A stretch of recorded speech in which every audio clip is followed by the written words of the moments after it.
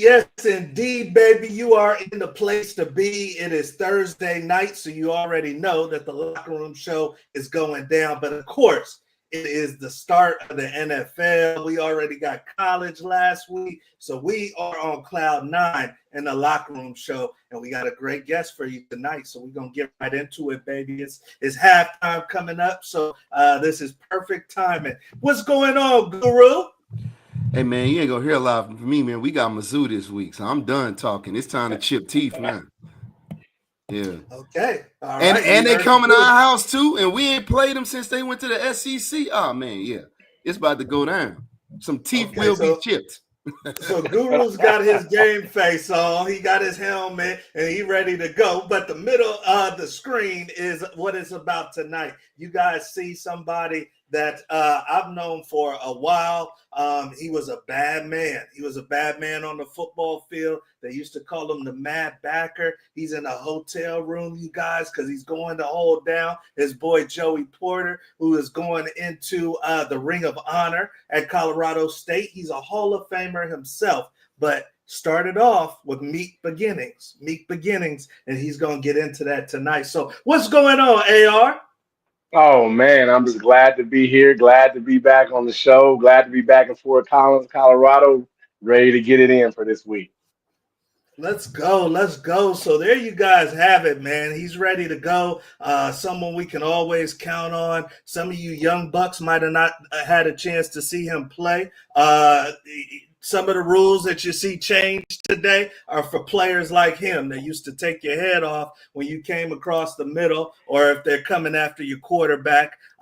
He went to Colorado State, where he was a two-time Mountain West defender, you guys. And his dear friend, Joey Porter, has a big weekend this weekend. You guys know his son, Joey Porter Jr., that's playing for the Steelers, and he's going to go rep him and honor him. But we're going to get into his career because it's absolutely phenomenal what he was able to accomplish, you guys. And I want to get right into it, AR. I mean, legendary honors, man. I mean, you know that you were a walk-on, that you were a PWO at CSU, and you took that seed, man, all the way to becoming a starter, an all-conference player, the NFL, and then back to the Hall of Fame. So how does somebody pull that off? Was that even in your mindset?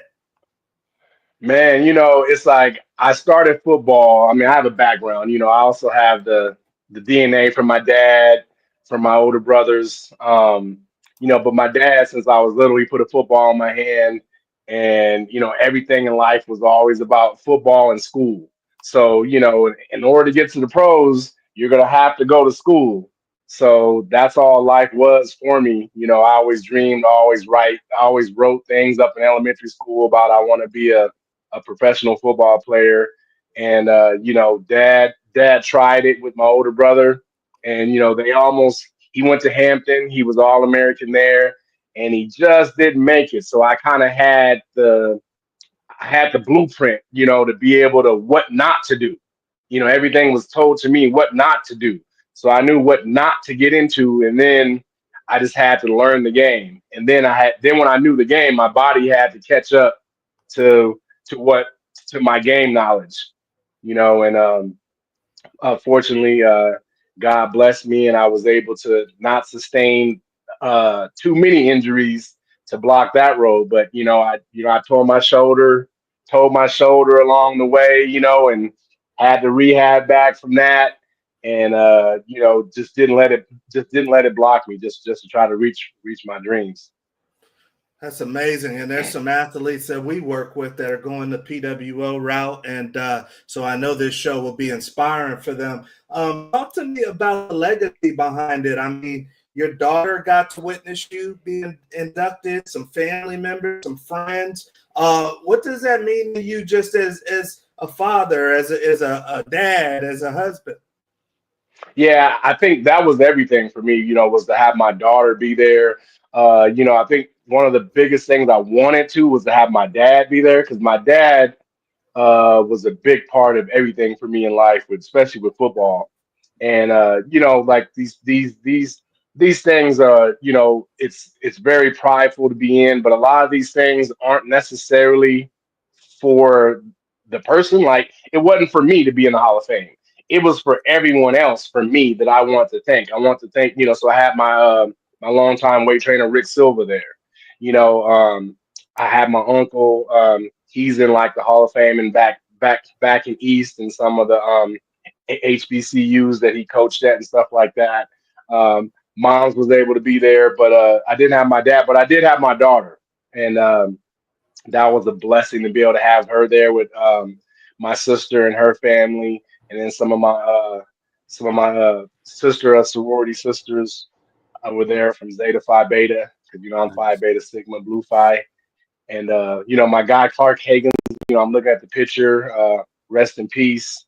As life goes on, we start missing some people, and some people along the way. That was the other book. Me and Clark were the bookends, I and didn't know we he got Joey. passed. Wow. Yeah, Yeah. yeah. Clark Wow. Clark Clark passed, Yeah. and so You guys, that's big. yeah, we were together, and then Joey finally got Joey to get off of offense Yeah. and come on over and join the dark side. He came on over on defense, and it was me, Clark, and Joey. So it was dope to be able to have Joey be able to be there, and just my coach Tom Mellors to come there. Went to Elk Grove with him, so he was the guy that was responsible for getting me out of Elk Grove High School, and Wow. bringing me to Colorado State. And he's a Colorado State alum and Elk Grove alum himself. So it was a very great night, Special. and yeah, I loved it. Special, man, and obviously well deserved. We are on to Appreciate it. our next topic, you guys, and this one I definitely want to talk to you two about, because college football with the NIL, with the transfer portal, these kids got to be ready to play when they come to college, you guys. And some of the development I think is lacking for some of these athletes. And I wanted to ask you. We'll start off with you. Where do you think the development is today compared to where we were coming out, Adrian? When you really Mm. think about who helped develop the Mad Backer, was it your linebacker coach at CSU? Was it somebody before him? Who helped you develop the most? Yeah, for me, I think I was blessed to have. I started football off in Texas. I started football at 8 and 9 years old, Right. and Texas football is different. So I was blessed to be able at an 8-year-old level learn the basics and tackle football. They play tackle in middle school out there. So I was able to live there 2 years and then head back to California. So I knew kind of different levels of football.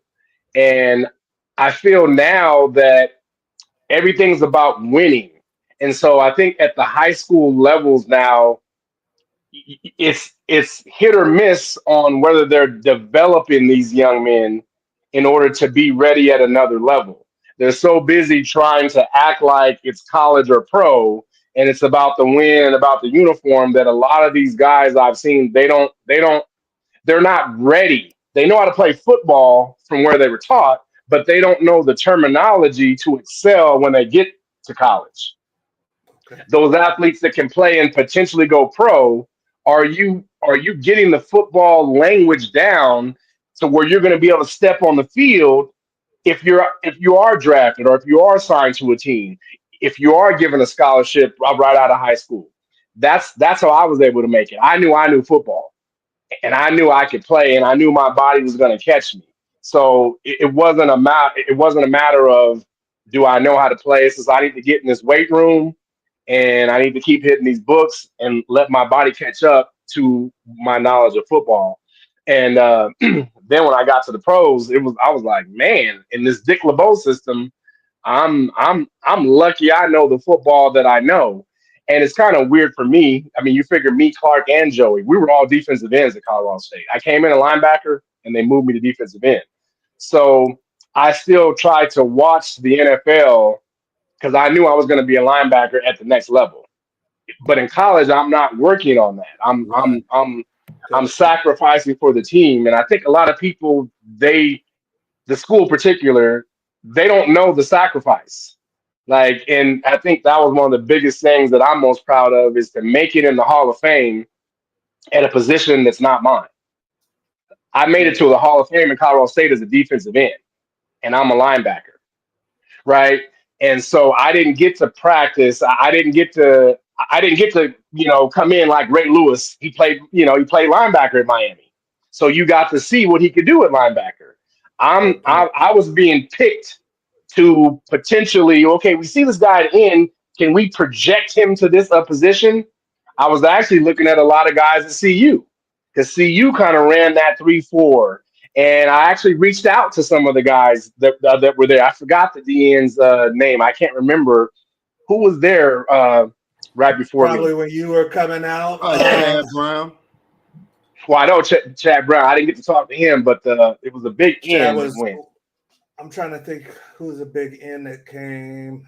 Because I know Ted Johnson and Rick Beekert were all there. I mean, Uh, Ron Merkerson was more of a was linebacker. Hannibal he was was more of my a year. linebacker. It Yeah. was an older guy that was an outside guy. He was like a DN. Shannon. Go I ahead. can't remember his name, but I got in contact with him, and he was telling me the hands, use hands and work on the hands. And I was always trying to get knowledge from people. And then, I was looking at the Steelers back then. Deion Figures and Chris Hudson and all them came up out of there, and that's when I saw LeBeau, and I saw Chad Brown, and he lined up at the line, and I saw him drop out. And I was like, what defense is that? Yeah. you know. Yeah. And then I looked and I learned it was Dick LeBeau.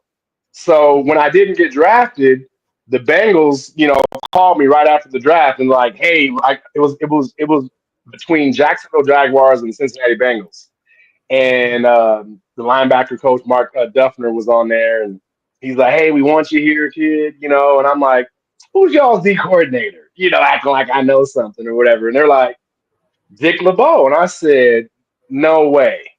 What? And I said, go ahead, like, hey, yeah, you want to talk to him?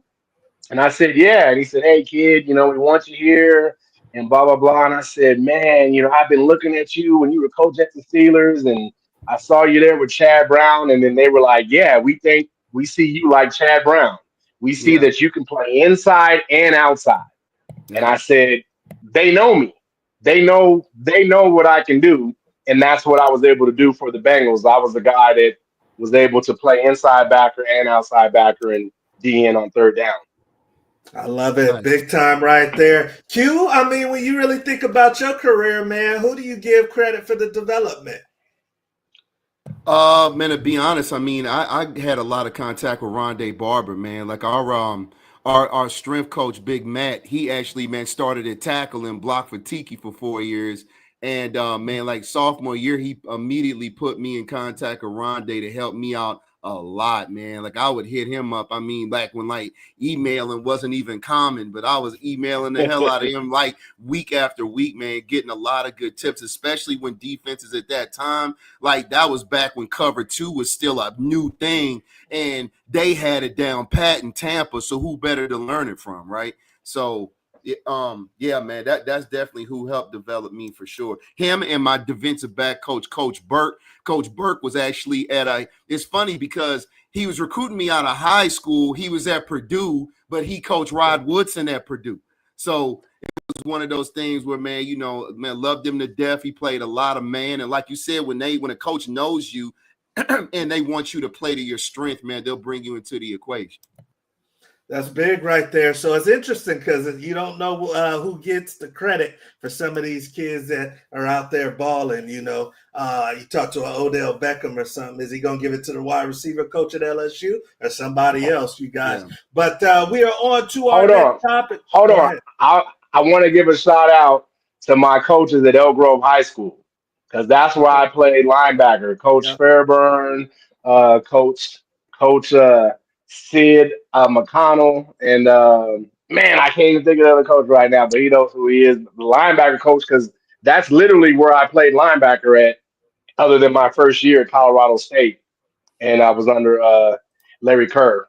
Kerr Okay. taught me some things as well. But yeah, Okay. my main development was Elk Grove. That's big. A lot of people would Nice. say high school. I know you give your high school love. Q. We see Big Ruck coming Yeah, in. I He told you. said, "This is big." He said, "I've been to 2 middle school games. I've also been, and they're all running wing T. They're all running wing T, and And I that's know what how I'm to playing shut in the high wing school." tee down. I know how to shut that down. But back to the development, that's big. These kids not being developed. We're on to our next topic, you guys, and Yeah. this one is fresh off the press, you guys. I mean, I was surprised to see this. I know that the black and gold country is surprised to see this, but Amari Cooper, who they were expecting to be really in the fold and help out some of the younger wide receivers originally drafted by the Raiders, has decided to hang it up, you guys. That's it. As far as us being able to see Amari Cooper play some football. And I wanted to run this one by you guys. I'll start off with you, Q, on this one. Do you think that players should have a cutoff period? They already made the 53-man roster. They play in 3 days. He's all of a sudden saying, "I'm done." Should there be a cutoff period when a guy can just up and retire? No, they can get rid of you when they feel like it. They can let go of you whenever they see fit, especially if it's something off the field. God forbid, they can let you go anytime they want. So this man looks at it like, man, why sit up here, man, and beat my body up to where, man, I'm decrepit when I get older. I've already made my bread. I put in my 5 years. I'm getting my, my compensation, after I retire for the years I put in. What for what? I have nothing left to prove. Y'all know I can ball. So it's nothing left to say. So I mean, him going out on that tip, like him retiring and Dez retiring is different because that was lousy what happened with Dez. And he still had it in him to play and still had some years in him and still wanted it. But if Amari Cooper's like, "Hey man, I'm done. I proved everything that I feel like I need to, and I made my bread," why not? Who says I got to play 12, 15 years for what? Who says that? All right, AR, he came in, he put his pen to paper almost 2 weeks ago. Now he's saying, "I'm done." What's your opinion? Yeah, I agree with Q right there. It's the teams can let you go whenever they want to. So I feel that the player, should be able to do the same thing. And especially now we're playing a game that, who knows, for as long as he played, maybe he thought that he could come in and, play how he wants to play. So, I actually look at it as like maybe he's showing them that I don't, he might not have it. Who knows what it is? I haven't been able to hear what he said. So it might be better rather than just stealing the money. Because if it was me, I'd wait till week 1 and go ahead and collect all the money. Right, right, I don't know right, why. I don't know why be right. there all camp or whatever now, and then tell them you're Right. retired. That's true. I That's would have true. waited till week 1, and then they would have had to pay you all the money. That's true. Okay. That's true. All But right. as I said, Right? All right. obviously he looks at it like, man, I don't even care. Like I'm done. I mean, That's it. it's sometimes. Matter of fact, who was that man? Robert Griffin. That ran tail for Minnesota Vikings. He was matter of fact, he was one of the first prominent players that retired young, and everybody was like, "What happened?" He was like, "Nothing happened. I'm just done." Robert Griffin was a dog, man, and he just out of nowhere, no one could piece that together. He was only like 27, 28, but he was like, "Man, I'm done." So it's like that sometimes. When you're done. On the inside when you're done. All right, you guys. So yeah, right there, like the guy said, hey, they can make a decision to send you home anytime. So I can go home on my own too. And the Raiders are in a tough position. They've got 4 wide receivers on the depth chart, but it sounds like Raiders drama. That's nothing new. We are on to our next topic, you guys. Ripping and running with the great Adrian Ross, the Mad Backer, you guys. Like I said, he was known to take your head off. I done seen it many occasions, and he's in here with us tonight. This one was interesting, and I'll start off with you, AR. Right here, we got Hawaii quarterback, and he's saying, hey, I know the old rules. I know the old rules where you get 5 years to play 4. But if we're going to be here for 5 years, why not let us play all 5 years? So the NCAA is currently being sued by many athletes, and the gripe is, you guys, that they should get 5 years on the field. What's your opinion on that, AR? Another year on the field for these boys. I like that, especially coming from the route that I came in, walk on, um, having to go out there and do everything that the scholarship people were doing. But back then, those rules, I couldn't eat with the team, right? So Mhm. you have all this team language, and we're a team, and I have to run with the team, I have to lift with the team, and all this. But then when it came down to it, oh, you're not on scholarship, you can't go eat with them. You're over here in this locker room, right? So I feel that I like what he's saying, because if you're putting in the work and you're practicing and you're doing all the other stuff, why can't you go out there and play as well? Yeah. So I actually I never thought about it, because we've just been under those rules, and the rules are the rules, and we see that they keep switching them up. And I like this young man, just the fact that he's saying something, and I wish more college athletes would start saying stuff so they can change it to how it should be. Yeah, I mean, Q, these kids are on to the legal system. We didn't know we could move like this. Right. What's your opinion, Guru? Another year at KU? I mean, yeah, absolutely, man. It gives you another year, like we were just talking about before. It's another year for you to develop, right?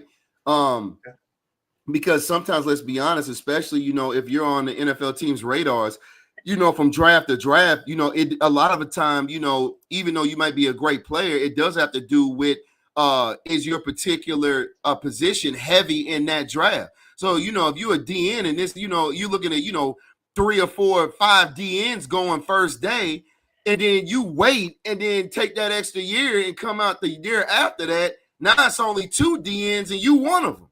So now you might be going from a free agent or 5th round to a late second round, a early second round, late first round guy, just because it's not a DN heavy draft.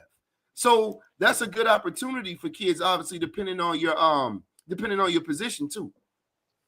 All right, so that will be one that we definitely keep an eye on, you guys. These kids are suing so that they're just not out of school for 5 years. They actually get to play that 5th year too, and not just 4 years. So that will definitely affect a lot of you guys who watch this show, and we'll keep you guys posted on that. We are on to our next topic, you guys, and we have the great Adrian Ross with us. This is another one that's very interesting. New day and age in sports. New day and age in sports. Obviously, you guys, we know that the pro players can be ridiculed in the media and kind of put under the wash. And we know that the coaches can be put under the microscope because they make so much at the college level. But now the kids are making money. Now the kids are making money, and as we saw North Carolina kind of get mopped up and down the field, some of these people are saying, hey, if this kid is making so much money, I should be able to ridicule him too, blog about him too, talk about him a certain way in the media. So we'll start off with you, Guru. Do you think these kids should still be kind of dealt like amateurs? They are 17, 18, 19. Or do you think that, hey, you're making the money, you got to roll with it? Yeah, no, I agree, man. You know what I'm gonna say, man. If you're making the money now, you're getting paid, man. It's a grown man game now. It's a grown man, especially you talking about, what these quarterbacks are making in college. I mean, the average D1 Power 5 quarterback is making over $500,000. That's the average. We talking about at a lower end school, that we're not even talking about a blue blood school, but if you're a starter, if you're QB1, not more times than not at a Power 5 school, you're making at least $500,000 or close to. That's a lot of money, man. So no, if you're making that kind of bread, man, no, you got to take what comes with it, man. That's as is what it is. Okay, talk to me, AR, man. You got a 17-year-old son. Michigan wants to put him on the field. They're giving him a couple million. How you think the media should deal with him? Oh yeah, I mean, just like you said, it's a it's the entertainment business. Ever since I was little, like my dad, when I was 8 years old, 9 years old, I was running back, and everything was a critique on how I could be better. It was never, oh, that was good. This is this and that. So I was getting it since I was young. It was always a way to be better, and that's the industry that they're in. You know, going to school is one thing. You're a college student when you go to class. When you step on that field, you're a performer. And you know, the other side to that is that's the money that they're missing. So I want y'all youngsters that are out there, you're coming up now, make the NCAA pay you for being on television. Just how we can critique a movie that we go watch with young children in it, it's just the same thing. We can say that's a bad movie or that wasn't a great performance. There's certain shows on Disney, Nickelodeon, all those entertainers that are children are being paid, and we can critique their performance. So I think it's par for the course, and we're going to see a lot more of it, especially when we're seeing the numbers that these young men are allegedly making. And I Because will, for me, I for will. one, Oh yeah, go ahead. but I will say this though, you are gonna see to me, you're gonna see some adjustments going forward. Because I mean, just like the clip you just showed with Nico, man. I mean, look at the kind of money he was asking Tennessee to give him. And I'm not a believer in Nico. I mean, ever since I saw the kid out there throwing in high school in pajama pants, I was like, he's not him. He can't be. Thank you. He can't be. It's no way he's him. Right. It's no way that's him, right? But Tennessee paid him, and then he goes back to Tennessee and asks more money. So that's what these kids got to understand. If you feel like you're him, but you're gonna have to earn every freaking dollar. You want to stand on business if you taking that kind of money. Yeah. Because if you take that money and you go out there and you don't ball, you won't get that opportunity again. You'll never see that kind of money again. You're pro earlier. You're definitely pro earlier. Sure. And you young athletes, especially you quarterbacks, got to have the mindset that goes with that arm talent. So thank you guys for sharing that. We are on to our next topic, you guys, with the great Adrian Ross, and it is the lightning round, baby. And Adrian has been through the lightning round before, so he knows how this thing goes and is probably going to do a great job. So we're going to get right into it. And AR, you ready to roll? I'm ready. All right, baby. So you know the routine. We got 60 seconds. If you're joining us for the first time, let me get him on zeros. You know, I ain't cheating no bad backer. Don't need no mad backer coming after me. We got him on zeros there, and he's got 60 seconds, y'all, to tell us the first thing unfiltered that comes to his head when I read some names and some situations on my list. So let's get after it. 60 seconds with the great mad backer, Colorado State Hall of Famer. All right. And you got a dinner on it. You're number two. So if 15 is the number from the great Jason David last week, if you can be 15, it's a dinner on the locker room show at the end of the season if nobody beats you. All right. So we got him at zeros and we got the lightning round. All right. Number one, AR. Number one. First thing that comes to your mind, baby. Here we go. First thing. Sonny Lubick, go. My guy, greatest, one of the greatest defensive minds. Love him. My coach. Keep it short. Sweet potato or cheesecake? Cheesecake. Fred Warner or Brian Urlacher? Fred Warner. Best defensive teammate you ever had? Tequila Spikes. Fried chicken or fried fish? Chicken. Dick LeBeau. Greatest defensive coordinator all time. Celebrity crush. Eva Mendes. Quesadilla or mozzarella sticks? Quesadilla. Loudest stadium you ever played in? 50 seconds. Pittsburgh. Any Given Sunday or the program? Ooh, man, program. Gotta go. Yeah, that was a tough one. Oh yeah, that was. I would have said a program too. That's a tough one, man. That was tough. Give it to him. All right, he was rolling. Got stuck a couple, but we're gonna add him up, see how he did. And you guys know how we do. We give one for Tech-Delay, one for Tech-Delay. So 15 is the number. All right, number one, Sonny Lubick. getting inducted with Joey Porter into the inaugural Ring of Honor this weekend. That's his old coach at Colorado State. He says, my God. Number 2, sweet potato pie or cheesecake. He says, give me the cheesecake. Number 3, Fred Warner or Brian Urlacher. He says, give me the young buck, Fred Warner. Number 4, Dick LeBeau, greatest D coordinator of all time. Number 5, best defensive teammate you've ever played with, Takeo Spikes. He was the dog. Number 6, fried chicken or fried fish. He says, give me the chicken. Number 7, celebrity crush growing up. Got a little stuck on there. Might have been a couple. He said, give me Eva Mendes. Number 8, quesadilla or mozzarella sticks. He says, give me the quesadilla. Number 9, loudest stadium. He says, Pittsburgh. Number 10, any given Sunday or the program. He says, give me the program. So with the tech delay, we got 11 for the great Matt Backer. All right. I think it was a celebrity crush, and I think it was toughest or best teammate. Best teammate, celebrity. Yeah, those crush. are tough ones. Those are tough ones. All right. Definitely. Yeah, all you guys to the end of the show, the Q&A section. We thank Adrian for his time. Like I said, he just got off a flight. He's in Colorado for the Colorado State game in the big ceremony. But Q, I know you got something for this great guest. Oh, for sure, for sure. So the question for tonight, my man, is you playing with the intensity and the way that you played. What is your thoughts and feelings on how the game has changed as far as rules? Because I know sometimes it's hard for me to look at football now. I'm going to be completely honest. Right. Like on the collegiate and pro level, it's like they've taken so much away from the game rules-wise, sometimes it's hard to watch. And I'm surprised, even though obviously we've had an evolution of equipment, I'm really surprised that it's not more injuries than it is.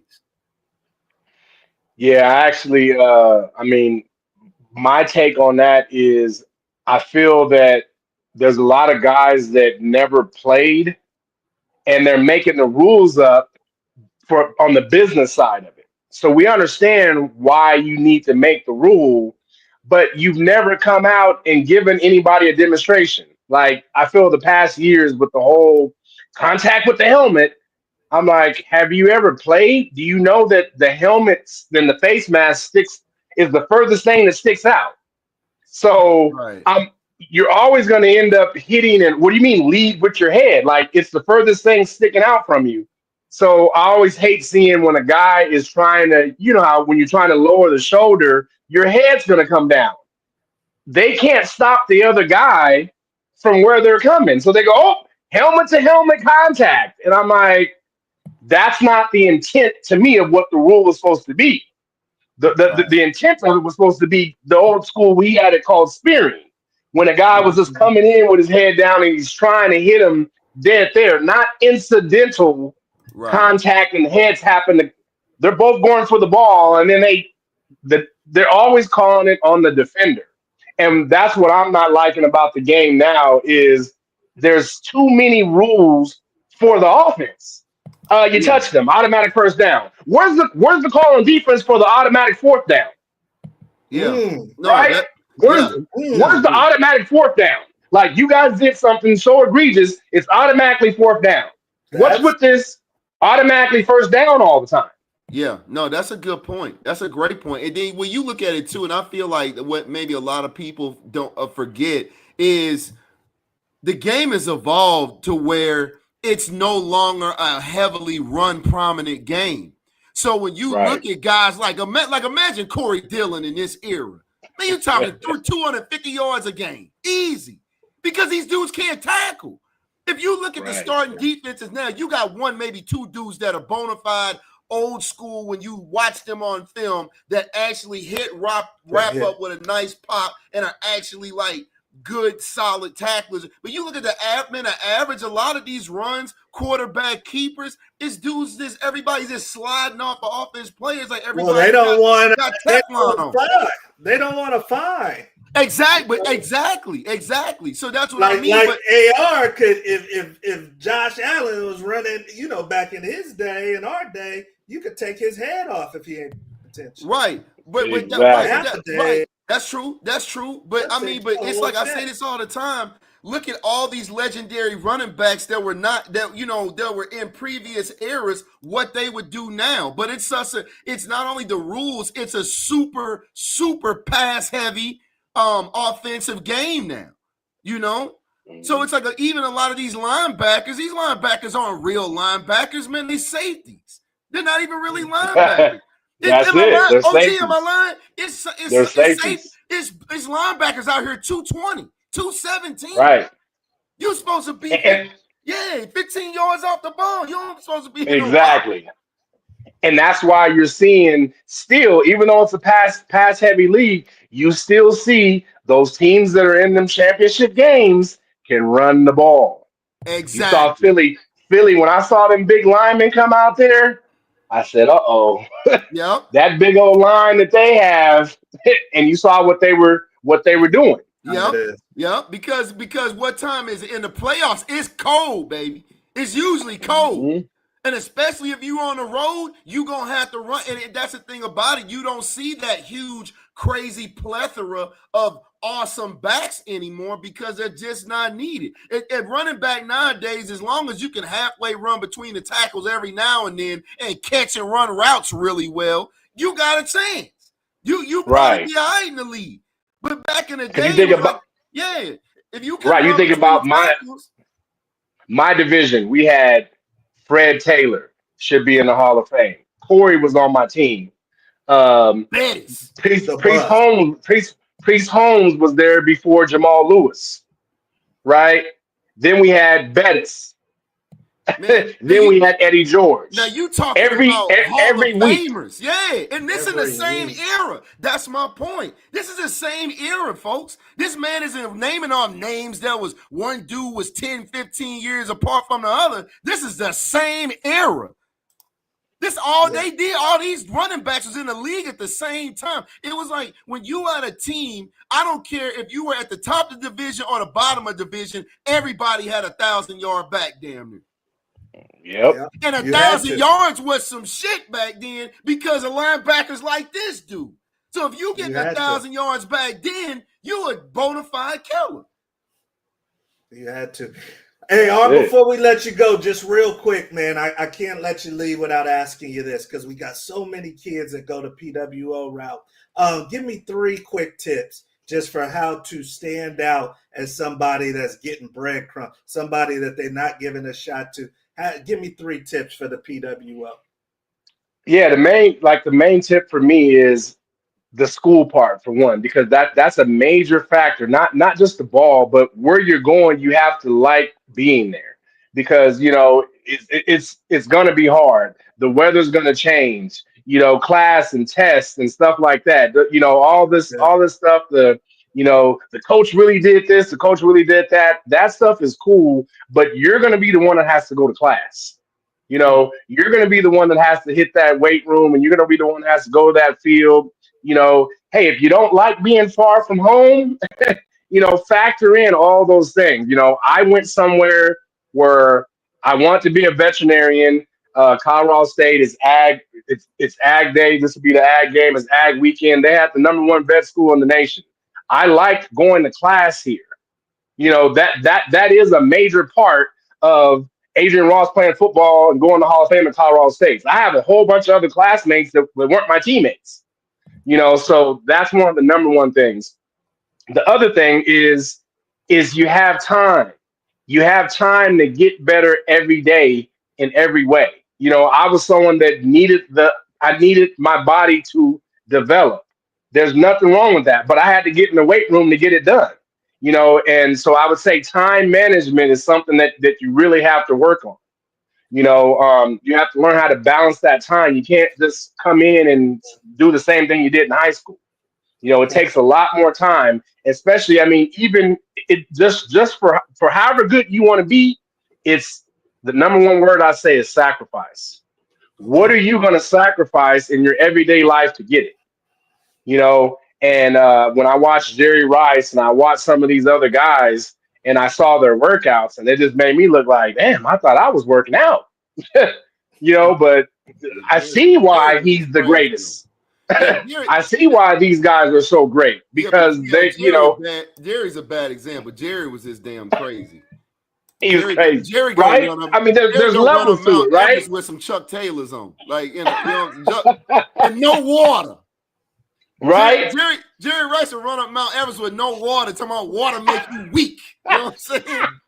Like that's a bad example. Don't ever use Jerry Right? Rice in workouts. Yeah, that's a terrible But I'm just saying, right? Like, how many people are going to do it to that level? There's not a lot, to the level that they were working out at, and and so you just go down that scale, and then it's like you have to do more than what the coaches are just giving you in that little bit of time, especially coming from the high school level. That little minimal time that they're using, you got to spend time at home on the weekends. If there's off season, which nowadays there's not off seasons how we had it when I was coming up, but you got to find that time to do what you need to do to work on your weaknesses. See, like a lot of guys want to work on what they're already good at, but you got to work on what you're not good at as well. Wow, that's big. And I see HB coming in, and he's asking any regrets when you think back on your career, any missed opportunities, or you went off on a coach or something. Any regrets?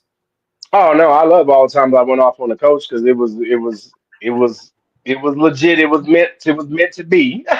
Because a lot of stuff I think these coaches don't understand. And I'm sure you guys have seen it. What I had at College State was a little bit of the leadership thing. They kind of want to mess with my leadership.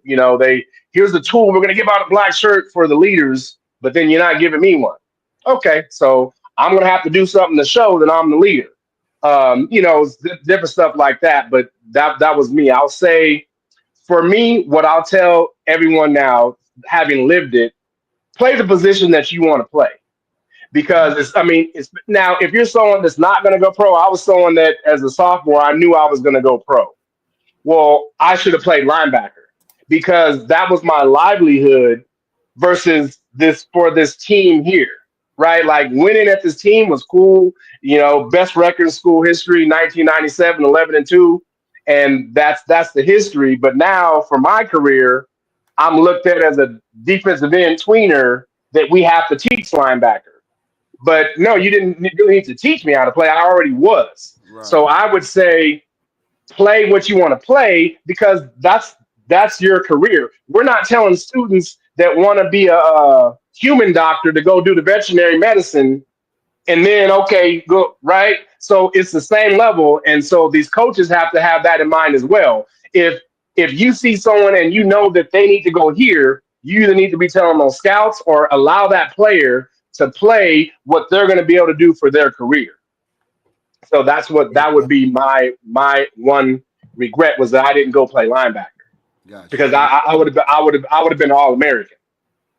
Yes, indeed. And I seen it with my own eyes because he was at Colorado State when I was a freshman at Colorado, and he was bad then, and then he was bad in the NFL. So, hey, man, I know you got a big weekend this weekend, and we just want to thank you for coming back on the show. You always kill it. We appreciate you. Glad to be back. Good. Definitely. Great to see y'all. Absolutely. Yeah, man, and give Joey a big hug from the Locker Room Show. That's another guy who's got Cali ties, and you guys were wrecking out there. So have a great weekend, man.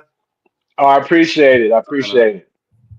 All right, you guys. So hey, that is the great Matt Backer. You guys know him as Adrian Ross, and like I said, he's out in Colorado. They about to get it in this weekend and get celebrated, man. Get their flowers. Oh yeah, man, definitely, man. Like you said, well deserved. Great player, man. But no, man, some good sauce, and I agree with him, man. Like play the position, man. If at all possible, man, you always play the position that you want to play, man. Ultimately, granted, you do. Obviously, the goal is to get on the field. And sometimes you do have to be flexible. Let's get it, man. Sometimes if you're you depending on the program, if you in a program at high school or college, like down here, if you at Katy or North Shore and you got, you're an outside linebacker or whatnot, and you got, man, you got like 2 Power 5, 4 or 5-star find a dudes in way. front of you. You got to find a way to get on the field, then make some noise, and then maybe can switch back, man, to where you're playing. Let me ask you this: you are a head coach in Houston right now, and let's say you're at North Shore or Katy, one of these big time programs. Is that even on your radar? I mean, are you just thinking about the team and winning games, or are you like, hey, this is this kid's senior year. I know he's out of position. I'm gonna let him play corner instead of safety because he's probably really gonna be a corner.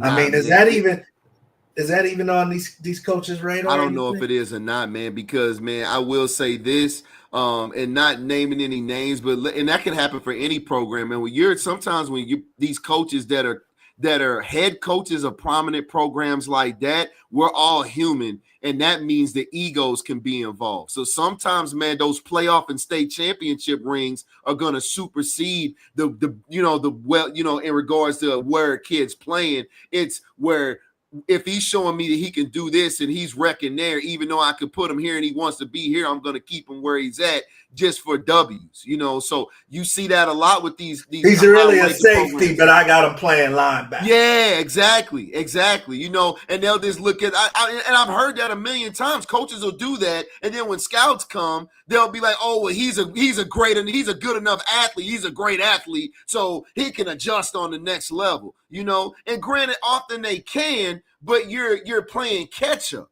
because you're still having to learn the position and possibly having your body to catch up. Now, even if you're physically already ready to go, you've been in the weight room, and as a freshman, you might be ready physically, but X's and O's, you still have to learn a new position that can keep you off the field where you might have came in as a freshman getting time right off the rip.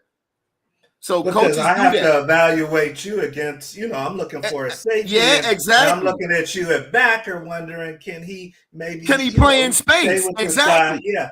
Exactly. Yeah. And you see that a lot. Where coaches will do that, man. Coaches, a lot of high school coaches, man, they're about the W's, man, and those state rings. They don't care. So you'll never hear that. They'll never admit that. But a lot of these coaches, man, over these big time programs, they're about winning. Because because as a high school coach, as long as you're winning, or going to, on the road to state, and you're going deep into the playoffs or have state championships, that's what keep the dogs coming in. That's why they get blinded by the W's, because the W's bring more killers. You see what I'm saying? So keep this in mind. Some of you young athletes watching this, you in high school, JC, you ain't got to the big show yet. Are you playing the right position? Are you playing the position you're going to play at the next level, or are you just helping the team, which is sometimes you got to do that too. So it's a fine line. We got the great HB coming in, and he's saying that he said Q is dehydrated. Q needs some water. He said, "Well, give us a NIL deal then, HB. Give us a water deal. Yeah, man. Call Evian for your boy. Yeah, do that." And for those that are joining us for the first time, these boys know each other. I've known HB since I was 9 years old, and Q and I played arena ball with HB. So these are all teammates right here. But hey, we getting out of here, Q. Before I let you go, man, we did it for college. So real quick, before we let the people go, give me go past 4. These are the power rankings. Week 1 power rankings NFL. So go past 4. Go past Buffalo. A matter of fact, go past the Chiefs, because we all know the Chiefs got a shot. Give me your dark horse for a Super Bowl. Detroit. Absolutely. Detroit. Detroit was coming on in the playoffs. Ooh. Detroit is a bona fide problem, and they have a coach. And this is what I like about Detroit's head coach. Detroit's head coach he understands how to get through to these young dudes. And they got it. You talking about what is it, Amun-Ra? And then you got Jameson at receiver. Hey man, those boys got firepower. Yeah, they got a nice running back. Okay. They got a hungry deep. They defense flies around. I like Detroit. If you don't watch out for them, man, them boys gonna sneak up and go deep in the playoffs and might get to the bowl if you don't watch out. All right, and they got some defense, so been that's a good. problem. Yeah, they've been All a problem. right. All right. So Q's dark horse is Detroit, and I got to go with the hometown. I need someone with a little defense. Hopefully they bring it this year, but I'm gonna go with the Niners. I'm gonna go with the Niners as a dark horse. If McCaffrey comes back, we can keep some people healthy. A dark horse for the NFL Super Bowl, which is at Levi Stadium, their stadium. So hopefully they can play at home. So, all right, you guys, that wraps up tonight's show with the great Adrian Ross. You got Coach Wood. You got the Guru. We got another great guest next week. You know the show don't stop, and we'll see you at the top. You guys have a good one. Guru, anything for the people? Mizzou, we coming for you. Trust. There you go. There you go. We'll see you at the top.